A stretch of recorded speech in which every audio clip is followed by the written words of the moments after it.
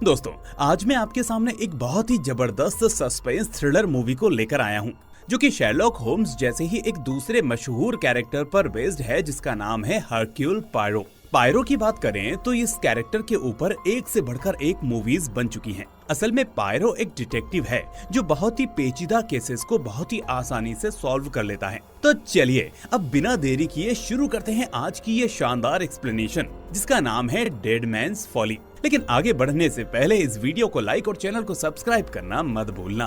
तो मूवी की शुरुआत होती है और हमें मशहूर डिटेक्टिव हरक्यूल पायरो दिखाई देता है, जो एक ओशियन म्यूजियम में विजिट करने आया होता है। तभी हम देखते हैं कि पायरो की मुलाकात अपनी पुरानी दोस्त मिस ओलिवर से होती है। अब मिस ओलिवर की बात करें तो वो एक मिस्ट्री बुक राइटर होती है और उसकी ज्यादातर किताबें पायरो के सॉल्व किए गए केसेस से इंस्पायर्ड होती हैं।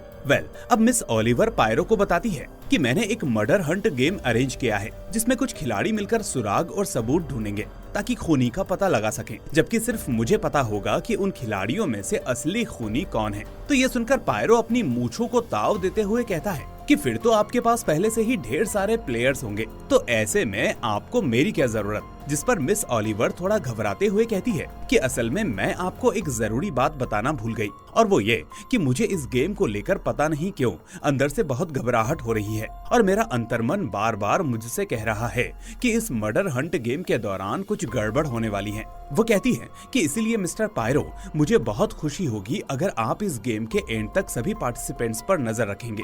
तो अब पायरो दोस्ती का मान रखते हुए उस गेम को ज्वाइन करने के लिए तैयार हो जाता है। ये जानकर अब मिस ओलिवर बहुत खुश होती है और इसके बाद वो पायरो को उस लोकेशन का एड्रेस दे देती है जहाँ गेम होने वाला है। फिर सीन अगली सुबह पर शिफ्ट होता है, जहां हम देखते हैं कि पायरो अपने साथी हेस्टिंग्स के साथ एक बोट में उस इलाके की ओर निकल पड़ता है जिसके बारे में मिस ओलिवर ने बताया था। अब बोट में उनके साथ दो और यात्री होती हैं, जो थी दो लड़कियां। यहाँ हमें पता चलता है कि पहली लड़की जर्मनी से होती है, जो कि बहुत मिलनसार होती है और सभी से ठीक से बात कर रही होती है, जबकि दूसरी लड़की जो उसके साथ आई थी वो थोड़ी इंट्रोवर्ट टाइप की होती है और किसी से ज्यादा बात नहीं करती। अब हमें पता चलता है कि ये दोनों असल में 2 हफ्तों की छुट्टी मनाने इंग्लैंड आई हैं। खैर, अब बोट उस जगह रुकती है जहां मिस ओलिवर पायरो का इंतजार कर रही होती हैं। इसके बाद हम देखते हैं कि दोनों विदेशी लड़कियां भी वहां से उतरकर हॉस्टल ढूंढने अपने रास्ते चली जाती हैं। उधर मिस ओलिवर अब पायरो और हेस्टिंग्स को अपने साथ ले जाती हैं और इसी बीच वो उन्हें बताती है कि मैंने ये गेम जानबूझकर इस इलाके के एक बड़े से मेंशन में रखा है ताकि लोगों को थोड़ा फील आ सके। फिर वो कहती है कि अब मैं आपको इस गेम से पहले इसके पार्टिसिपेंट्स के बारे में बताती हूँ। इस तरह अब वो बताती है कि पहली पार्टिसिपेंट है मिस एमी फॉलिएट। वो बताती है कि दरअसल मिस एमी कभी इस पूरे इलाके की जमीन की मालकिन थी, लेकिन फिर अपने पति के इलाज के चक्कर में उन्होंने सब कुछ खो दिया और अंत में उनके पति भी बच नहीं पाए। वो आगे बताती है कि अब उस प्रॉपर्टी के मालिक है मिस्टर जॉर्ज, जिन्होंने एमी को रहने के लिए एक कॉटेज फ्री में दे रखा है। फिर दूसरा पार्टिसिपेंट है माइकल, जो कि एक आर्किटेक्ट है, और माइकल ने ही 3 महीने पहले सर जॉर्ज के कहने पर ग्राउंड के बीचों बीच एक फॉली बनाई है। इसके अलावा एलेक्स और सैली भी गेम में हिस्सा लेंगे, जहां सैली फॉर्च्यून टेलर का रोल करेगी और उसके जरिए गेम में क्लू दिए जाएंगे। तो ये सब बताने के बाद मिस ओलिवर पायरो और हेस्टिंग्स को मिस्टर जॉर्ज के मेंशन में ले जाती है, जहां हमें दिखाया जाता है कि सर जॉर्ज का बंगलो वाकई में बहुत बड़ा और शानदार है। अब हम देखते हैं कि वहाँ मिस्टर जॉर्ज सबसे मिलते हैं। तभी जॉर्ज की सेक्रेटरी अमांडा वहाँ आती है और उन्हें फोन देकर कहती है कि आपसे कोई जरूरी बात करना चाहता है। अब जॉर्ज उससे पूछता है कि वैसे मेरी वाइफ लॉरेन कहाँ है? आज वो सुबह से कहीं दिखाई नहीं दे रही, क्या तुम उसे इधर बुला सकती हो? तो ये कहकर जॉर्ज फोन पर बात करने में बिजी हो जाता है और इधर मिस ओलिवर पायरो से कहती है, मिस्टर पायरो, आपको यहाँ के माहौल में किसी तरह की साजिश की बू आ रही है? तो पायरो जवाब देता है कि मेरे ख्याल से तो सब नॉर्मल ही है, आप बेवजह घबरा रही हैं। लेकिन तभी वो सामने से जॉर्ज की वाइफ लॉरेन को आते देखता है, जिसके बाद मिस ओलिवर लॉरेन से पायरो का इंट्रोडक्शन करवाती है। अब लॉरेन उसे अपनी नई रिंग दिखाते हुए कहती है, देखिए ये रिंग कितनी सुंदर है और मेरे हाथों में कितनी चमक रही है। अब सभी पार्टिसिपेंट्स के जमा होने के बाद मिस ओलिवर सभी को एक पैम्पलेट दिखाती है और वो बताती है कि इन पैम्पलेट्स में मर्डर हंट का नक्शा और कैरेक्टर्स का नाम है। वो कहती है कि इस मर्डर हंट की कहानी में एक न्यूक्लियर साइंटिस्ट है जिसकी पहली वाइफ मर चुकी है और दूसरी वाइफ कहीं छिपी हुई है। तो आपको इन पैम्पलेट्स में लिखे छोटे छोटे क्लूज को समझकर मर्डर सीन तक पहुंचना होगा और वहां आपको साइंटिस्ट की पहली वाइफ की डेड बॉडी मिलेगी जिसका गला घोंटकर मारा गया है। तो ये कहकर मिस ओलिवर बैठ जाती हैं, लेकिन उन्हें लगता है कि पायरो और हेस्टिंग्स को छोड़कर बाकी लोग इस गेम के लिए ज्यादा एक्साइटेड नहीं हैं। इसके बाद सीन शाम में शिफ्ट होता है जहां पायरो की मुलाकात एक शराबी बोटमैन से होती है। अब वो बोटमैन जॉर्ज के बंगलो के बारे में अजीब बातें कर रहा था कि वो बंगलो बहरूपियों से भरा हुआ है और मिस्टर जॉर्ज की बनाई फॉली के नीचे कुछ गड़बड़ है। लेकिन पायरो को ठीक से समझ में नहीं आता कि वो क्या कहे जा रहा है, इसलिए अब वो बोटमैन से साफ साफ बताने को कहता है। लेकिन इसके बाद वो बोटमैन शराब के नशे में धुत होकर वहाँ से चला जाता है। फिर अगली सुबह ब्रेकफास्ट टेबल का सीन आता है जहाँ मिस लॉरेन अपने पुराने खतों को चेक कर रही होती हैं और तभी उसे एक मेल आता है जिसे पढ़कर उसके होश उड़ जाते हैं। अब उसका ये रिएक्शन देखकर जॉर्ज उससे पूछता है कि क्या हुआ, तो लॉरेन बताती है कि एडी वापस लौट आया है। तो जॉर्ज पूछता है कि एडी ये कौन है। फिर लॉरेन जवाब देती है कि ये लड़का मेरे साथ मेरे होम टाउन में रहा करता था। और इतना कहते ही वो अचानक रुक जाती है और सिरदर्द का बहाना करके वहाँ से चली जाती है। लेकिन ये सब वहाँ मौजूद पायरो नोटिस कर लेता है, इसलिए अब पायरो जल्दी से लॉरेन के पास जाता है जहाँ वो मैगजीन वापस करने के बहाने उससे पूछता है कि वैसे आप अपने उस पुराने फ्रेंड की न्यूज सुनकर इतनी परेशान क्यों हो गई। तो लॉरेन बताती है कि एडी मेरी फ्रेंड नहीं है और मैं उसका चेहरा तक देखना नहीं चाहती क्योंकि उसने बहुत सारे गलत काम किए हैं। तो इस पर पायरो पूछता है कि कैसे गलत काम, लेकिन इससे पहले कि लॉरेन कुछ बताती तब तक जॉर्ज वहां आ जाता है और फिर वो लॉरेन को अकेले में बात करने के लिए कमरे की तरफ ले जाता है। तभी हम देखते हैं कि लॉरेन की सेक्रेटरी अमांडा वहां आ जाती है और कहती है कि मुझे पता है लॉरेन को कोई सिरदर्द नहीं था, और फिर ये कहकर वो वहाँ से चली जाती है। इसके बाद अगली सुबह मिस ओलिवर पायरो और हेस्टिंग्स को बाहर ले जाती है जहाँ वो कहती है कि आज मेरा सबसे अनोखा दिन है। तभी हमें वहाँ पर दो हॉस्टल वाली लड़कियाँ फिर से दिखाई देती हैं, जो कि एक शॉर्टकट से अपने हॉस्टल की ओर जा रही होती हैं। लेकिन इतने में मिस्टर जॉर्ज उन्हें बीच रास्ते में रोक लेता है और यहाँ हमें पता चलता है कि वो शॉर्टकट जॉर्ज की प्राइवेट प्रॉपर्टी से होकर जाता था, इसलिए जॉर्ज उन्हें वहाँ से आने जाने से मना करता है। हालांकि मैरी नाम की विजिटर जॉर्ज से रिक्वेस्ट करती है, लेकिन जॉर्ज उसकी बात नहीं मानता। फिर तभी अचानक जॉर्ज को अपनी वाइफ लॉरेन की आवाज सुनाई देती है, जिसके बाद लॉरेन के कहने पर जॉर्ज उन लड़कियों को वहाँ से गुजरने की परमिशन दे देता है। इधर हम देखते हैं कि मिस ओलिवर पायरो और हेस्टिंग्स को मर्लिन नाम की एक लेडी से मिलवाती है और बताती है कि मर्लिन मेरे इस गेम में डेड बॉडी का रोल करेगी, इसलिए आपको उसके क्लूज को फॉलो करके असली खूनी तक पहुंचना होगा। अब इतना कहकर मिस ओलिवर मर्लिन को तैयार करने अपने साथ ले जाती है। फिर थोड़ी देर बाद मिस्टर जॉर्ज की प्रॉपर्टी में एक बड़ा मेला लगता है और उस मेले में पायरो मिस्टर जॉर्ज को एक अनजान विजिटर के साथ हंसते बातें करते हुए देखता है। तभी अचानक पायरो की मुलाकात एडी से होती है और दोस्तों ये एडी वही है जिसका खत देखकर मिस लॉरेन घबरा गई थी। अब पायरो रास्ते में सेक्रेटरी अमांडा को रोककर पूछता है कि वैसे मिस लॉरेन कब से दिखाई नहीं दे रही, क्या आपको पता है कि वो कहाँ है? तो अमांडा उसे जवाब देती है कि मैं भी बस तभी से उन्हें ढूंढ रही हूँ। खैर, इसके बाद पोयरो अपने साथी हेस्टिंग्स के साथ मिस ओलिवर के बनाए क्लूज ढूंढने में लग जाता है और तभी अचानक मिस ओलिवर पोयरो और हेस्टिंग्स को आवाज लगाकर बोट हाउस की तरफ बुलाती है। वो दिखने में बहुत घबराई हुई लगती है और फिर जब ये तीनों बोट हाउस पहुंचते हैं तो एक शॉकिंग सीन सामने आता है। वो लोग देखते हैं कि मर्लिन जमीन पर पड़ी होती है, जिसके बाद पोयरो उसकी नब्ज चेक करता है और कहता है मर्लिन का मर्डर बिल्कुल उसी तरह से हुआ है जैसा आपने प्लान किया था मिस ओलिवर। लेकिन अब सच ये है कि मर्लिन हकीकत में मर चुकी है, ना कि इस गेम में। ये सुनकर अब मिस ओलिवर के होश उड़ जाते हैं और फिर हम देखते हैं कि खबर मिलते ही फौरन वहाँ पुलिस पहुँच जाती है और मर्लिन की लाश की जांच शुरू कर देती है। इस मर्डर के बाद मिस ओलिवर बहुत परेशान हो जाती है, जबकि पोयरो उसे शांत करने की कोशिश करता है। तभी हम देखते हैं कि उस कमरे में मर्लिन मर्डर केस का इंचार्ज इंस्पेक्टर लाइनन तहकीकात करने के लिए आता है। लेकिन जैसे ही उसे पता चलता है कि वहाँ डिटेक्टिव हरक्यूल पोयरो पहले से ही मौजूद हैं, तो ये जानकर वो बहुत खुश हो जाता है।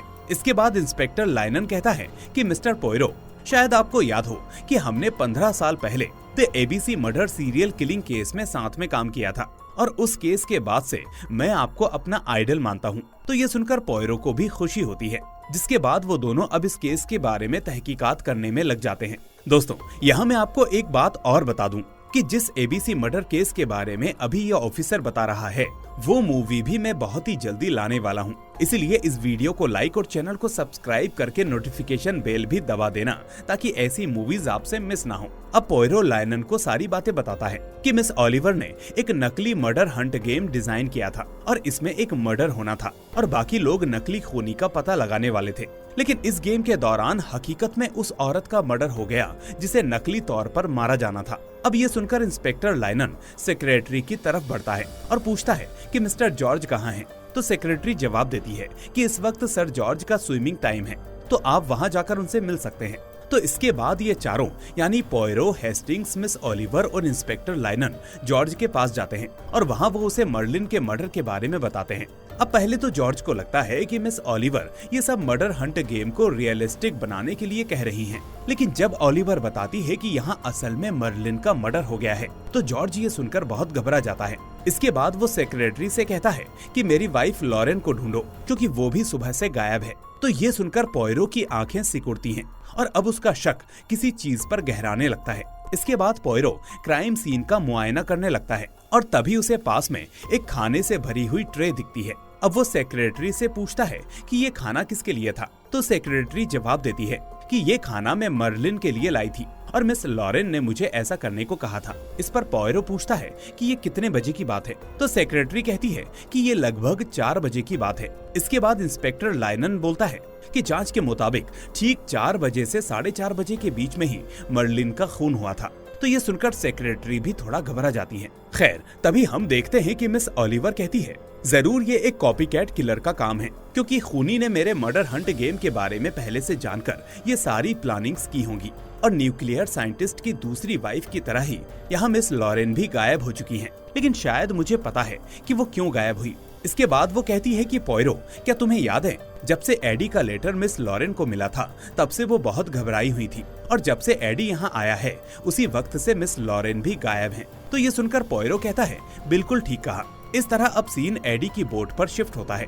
जहाँ पोयरो उससे तहकीकात करने जाता है। अब वो उससे पूछता है कि आप मिस लॉरेन को कब से जानते थे? तो एडी जवाब देता है कि बचपन से। फिर पोयरो पूछता है कि आखिर आपकी जान पहचान कैसे हुई? तो एडी बताता है कि उस वक्त मैं बहुत गरीब था और लॉरेन एक अमीर फैमिली से थी। फिर हम दोनों म्यूजिक स्टोर में मिले थे और मुझे म्यूजिक का बहुत शौक था, इसलिए लॉरेन मुझे सलाह देती रहती थी कि मैं म्यूजिक में करियर बनाऊं। तो मैंने बाद में ऐसा ही किया और आज म्यूजिक की दुनिया में मेरा अच्छा खासा कारोबार है। वो आगे बताता है कि जैसे ही हम बड़े हुए तो लॉरेन के पेरेंट्स का देहांत हो गया, जिसके बाद वो अमेरिका से इंग्लैंड चली गई और यहाँ आकर उसने मिस्टर जॉर्ज से शादी कर ली और तभी से मेरा उससे कोई कनेक्शन नहीं रहा। फिर पोयरो पूछता है कि तुमने उसे एक खत भी तो लिखा था? तो एडी कहता है कि हाँ, 3 महीने पहले मुझे लॉरेन से जुड़ा एक न्यूज आर्टिकल मिला था, तो मैंने उस आर्टिकल से उसका एड्रेस निकाला और फिर उसे एक लेटर भेजा। लेकिन लॉरेन ने मेरे लेटर का जवाब नहीं दिया, जिसके बाद मैंने कोई खत नहीं भेजा। अब ये सुनते ही पोयरो पूछता है, एक सेकेंड, आपने मिस लॉरेन को 3 महीने पहले लेटर भेजा था और उसके बाद आपने कोई और लेटर नहीं भेजा? तो एडी कहता है बिल्कुल नहीं मिस्टर पोयरो। लेकिन हम देखते हैं कि इंस्पेक्टर लायनन को एडी की बात पर यकीन नहीं होता और उसे लगने लगता है कि एडी ने ही मिस लॉरेन को अपनी बोट में कहीं छुपा कर रखा है। इसलिए जब वो एडी से ये बात कहता है तो एडी उससे कहता है कि अगर आपको ऐसा लगता है तो आप मेरी बोट की पूरी तलाशी ले सकते हैं, और वैसे भी जब मैंने किसी का खून नहीं किया तो मैं क्यों डरूं? तो इसके बाद पोयरो उस 3 महीने पुराने लेटर के बारे में पता करने मिस्टर जॉर्ज के पास जाता है। लेकिन जॉर्ज को भी उस लेटर के बारे में कुछ नहीं पता था, बल्कि वो तो सिर्फ इतना जानता था कि लॉरेन को कल सुबह एक लेटर मिला था और उसके बाद से वो घबराई हुई थी। अब पोयरो पूछता है, फिर आप ये बताइए कि उस लेटर में ऐसा क्या लिखा था जिसे देखकर मिस लॉरेन चौंक गई? तो जॉर्ज जवाब देता है कि वो लेटर तो मैंने भी नहीं देखा और वो लेटर अब भी लॉरेन के पास ही होगा। लेकिन हाँ, मुझे एक चीज याद है और वो ये कि उस लेटर के बाद लॉरेन कुछ अजीब शब्द बार बार दोहरा रही थी। इसके बाद पोयरो पूछता है कि कैसे शब्द, क्या आपको याद हैं? तो जॉर्ज कहता है हाँ, वो बार बार कह रही थी कि उस इंसान ने कई लोगों का खून किया है, जिसके बाद ये सुनकर सभी चौंक जाते हैं। अब पोयरो सैली को तहकीकात के लिए बुलाता है, जहाँ सैली उसे बताती है कि मर्डर के वक्त मेरा ब्रेक टाइम था और मैं अपने टेंट से थोड़ी दूर चाय पीने गई थी। इसी बीच सैली का साथी एलेक्स कहता है, मैं सुबह से बीमार और थका हुआ था, इसलिए मैं अपने कमरे में आराम कर रहा था। तो इस तरह हमें समझ में आता है कि इन दोनों के पास कोई पक्का एलिबाई नहीं था। फिर इसके बाद जब आर्किटेक्ट माइकल से पूछताछ होती है तो वो उल्टा पुलिस से सवाल करने लगता है कि आपको मर्लिन की मौत का टाइम इतना सटीक कैसे पता है। इस पर इंस्पेक्टर लाइनन जवाब देता है क्योंकि 4 बजे से पहले मर्लिन जिंदा थी और मिस लॉरेन के कहने पर सेक्रेटरी खुद मर्लिन को रिफ्रेशमेंट सर्व करने गई थी। इस पर माइकल कहता है कि नहीं, मैं ये बात हरगिज नहीं मान सकता क्योंकि मिस लॉरेन का नेचर ऐसा था कि वो सिर्फ अपने बारे में सोचती थी और ऐसे में किसी और के लिए खाना भिजवाना, वो भी किसी ऐसे इंसान के लिए जिसे वो जानती तक नहीं, ये नामुमकिन है। तो ये सुनकर अब पुलिस को सेक्रेटरी के बयान पर शक होने लगता है। दूसरी तरफ पोयरो जॉर्ज की पड़ोसन मिस एमी फोलियट से इन्वेस्टिगेशन करने पहुंचता है, जहां एमी उसे अपनी दुख भरी कहानी सुनाती है। वो कहती है कि सालों पहले मेरे 2 बेटे थे, चार्ल्स और जेम्स, और वो दोनों ही आर्मी के वॉर में शहीद हो गए। फिर उसी दौरान मेरे हस्बैंड को एक बड़ी बीमारी ने घेर लिया, जिसकी वजह से हमने अपनी सारी जायदाद और जमीन बेच दी, लेकिन फिर भी मेरे हस्बैंड नहीं बच पाए। वो तो शुक्र है मिस्टर जॉर्ज का, जिन्होंने मुझे रहने के लिए कॉटेज दे दिया ताकि मैं अपनी बची हुई जिंदगी यहाँ काट सकूं। इसके बाद अगली सुबह का सीन आता है, जहाँ पुलिस को पानी में मिस लॉरेन की हैट मिलती है और साथ ही उन्हें पानी में एक डेड बॉडी भी मिलती है। ये देखकर अब जॉर्ज को डर लगता है कि कहीं ये उसकी वाइफ की लाश तो नहीं, इसलिए अब वो बड़ी बेसब्री से उस डेड बॉडी को खोलता है। लेकिन तभी उसे तसल्ली मिलती है क्योंकि ये लाश असल में मिस लॉरेन की नहीं बल्कि उसी शराबी बोटमैन मिस्टर मॉरल की होती है। अब इसके बाद पोयरो फौरन मर्लिन के घर जाता है, जहाँ वो मर्लिन की मॉम से पूछता है कि क्या मर्लिन का कोई दुश्मन था या कोई करीबी जो उसके साथ अक्सर रहता था। तो उसकी मॉम कहती है कि नहीं, मैं ऐसे किसी को नहीं जानती। इसके बाद पोयरो हेस्टिंग्स के साथ वहाँ से जाने लगता है और तभी मर्लिन की छोटी बहन नसी उसे बुलाती है। अब वो उनसे कहती है कि मुझे मर्लिन के बारे में कुछ बताना है। असल में मर्लिन के पास अचानक ढेर सारे पैसे आने लगे थे और वो उन पैसों से मेकअप का बहुत सारा सामान खरीदती थी। तो ये सुनकर पोयरो उससे पूछता है कि उसके पास वो पैसे कहाँ से आते थे, जिस पर नसी जवाब देती है, ये तो मुझे नहीं पता, लेकिन मर्लिन अक्सर उस शराबी बोटमैन से मिलती थी और शायद उसे उस बोटमैन के जरिए कोई जरूरी राज पता चला था। तो ये सुनकर अब पोयरो को कुछ क्लिक होता है, जिसके बाद वो हेस्टिंग्स के साथ वहाँ से निकल जाता है। अब रास्ते में पोयरो हेस्टिंग्स से कहता है कि हेस्टिंग्स, तुमने बताया था कि सीक्रेट सर्विस में तुम्हारे कुछ पुराने दोस्त हैं, तो क्या तुम उनसे मिलकर हर सस्पेक्ट का बायोडेटा निकाल सकते हो? क्योंकि मुझे शक है कि इनमें से कोई एक आर्मी या मिलिट्री से ताल्लुक रखता है। तो हम देखते हैं कि हेस्टिंग्स इसके लिए मान जाता है। फिर अगले दिन पोयरो को सारी जानकारी मिल जाती है, जिसके बाद वो हमेशा की तरह एक कमरे में केस से जुड़े सारे सस्पेक्ट्स को इकट्ठा करता है। इसके बाद वो कहता है, इस बार खूनी ने मुझे धोखा देने की बहुत अच्छी तरकीब निकाली थी, लेकिन अफसोस वो ज्यादा देर तक ऐसा नहीं कर सका। वो आगे कहता है कि मिस एमी, कल शाम मैंने सीक्रेट सर्विस के अपने दोस्तों से मिलकर आपके छोटे बेटे जेम्स हेल्टन के बारे में पता किया। तो ये सुनकर अचानक मिस एमी घबरा जाती है और उसके चेहरे के एक्सप्रेशंस एकदम से बदल जाते हैं। अब पोयरो आगे कहता है कि मुझे पता चला है कि जेम्स ने आर्मी ज्वाइन की थी, लेकिन वो कभी शहीद नहीं हुआ, बल्कि वो वॉर से जिंदा लौटा था और उसे आर्मी से बाइज्जत रिटायरमेंट मिली थी। वो कहता है कि मुझे पता चला कि जेम्स के आर्मी रिकॉर्ड में उसकी एक भी तस्वीर नहीं थी, लेकिन मैं किसी तरह उसकी एक तस्वीर निकालने में कामयाब हुआ। इस तरह अब पोयरो एक एनवलप मेज पर रखता है, जिसके बाद इंस्पेक्टर लाइनन उस एनवलप को खोलता है और उसमें एक जाना पहचाना चेहरा होता है। जिसके बाद लाइनन नोटिस करता है कि ये कोई और नहीं बल्कि खुद इस बंगलो का मालिक जॉर्ज है। फिर लाइनन जॉर्ज से पूछता है, तो तुमने पिछले 20 सालों से मरने का नाटक क्यों किया? जिस पर पोयरो बीच में जवाब देता है, अपनी आइडेंटिटी छुपाने के लिए। वो कहता है कि असल में जब जॉर्ज उर्फ जेम्स आर्मी से रिटायर होकर लौटे तो उन्होंने देखा कि उनकी मॉम सब कुछ गंवा चुकी है, इसलिए जॉर्ज को ये बर्दाश्त नहीं हुआ, क्योंकि बचपन से ही उन्हें रईसों की तरह जीने की आदत थी। इसलिए फिर से अमीर बनने के लिए जॉर्ज ने मिस लॉरेन फ्रैम्पल से शादी की। अब चूंकि लॉरेन पहले से अमेरिका में एक मल्टी मिलियनेयर थी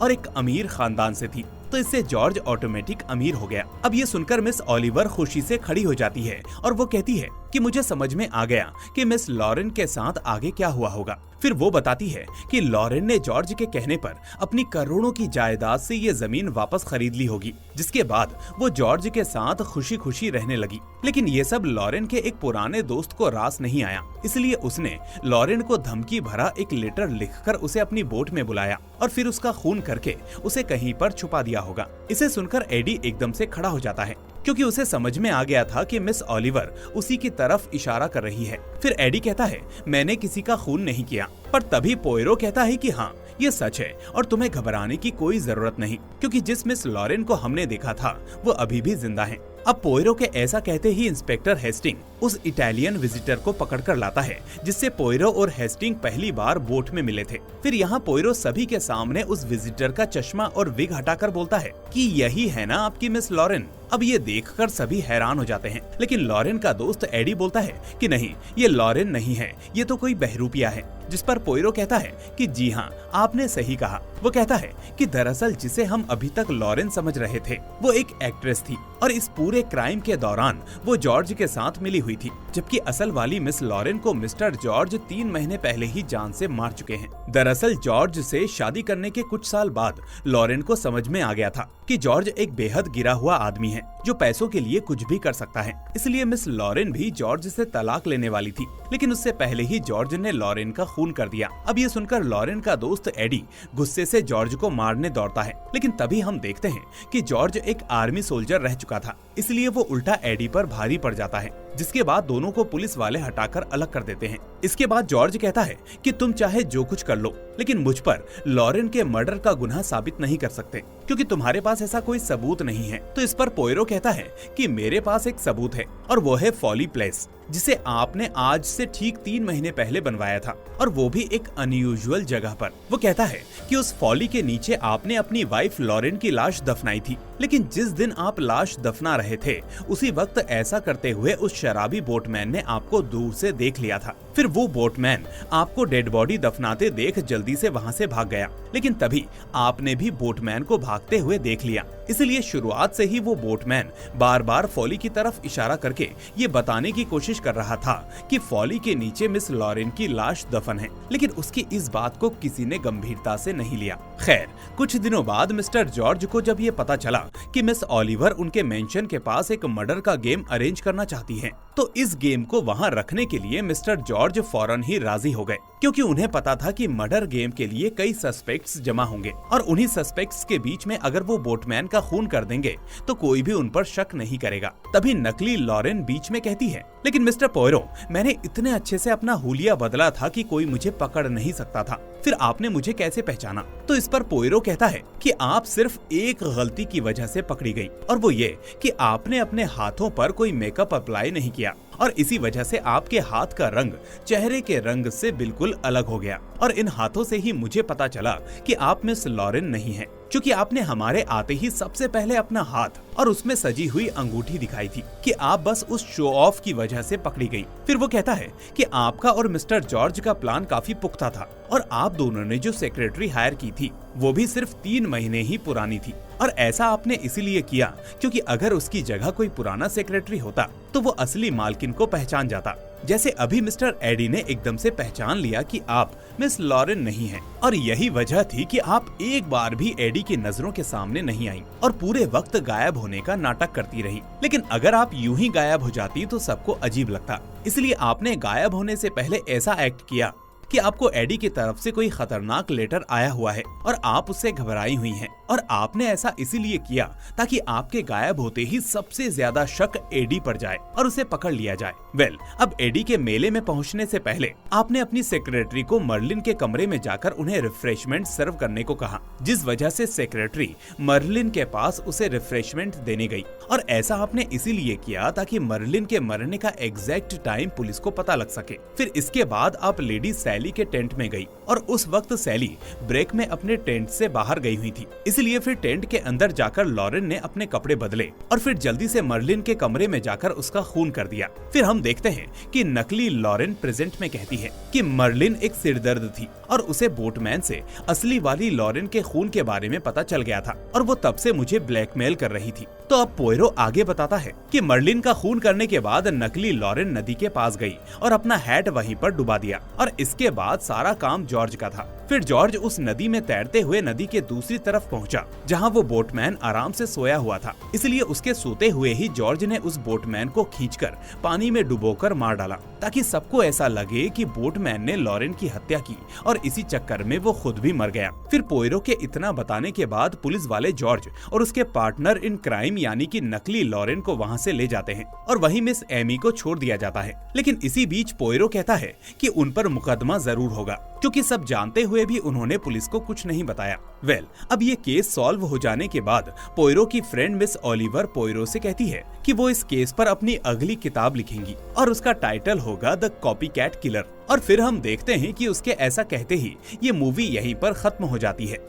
तो दोस्तों, आपको ये मूवी कैसी लगी मुझे कमेंट करके जरूर बताइए। साथ ही इस वीडियो को लाइक करके अपने दोस्तों के साथ शेयर कर दीजिए और अगर आप नए हैं तो चैनल को सब्सक्राइब करके नोटिफिकेशन बेल को भी दबा दीजिए ताकि कोई भी वीडियो आपसे मिस ना हो। अब मैं मिलूंगा आपसे अगली ऐसी ही शानदार मूवी के साथ। Till then take care and thanks for watching.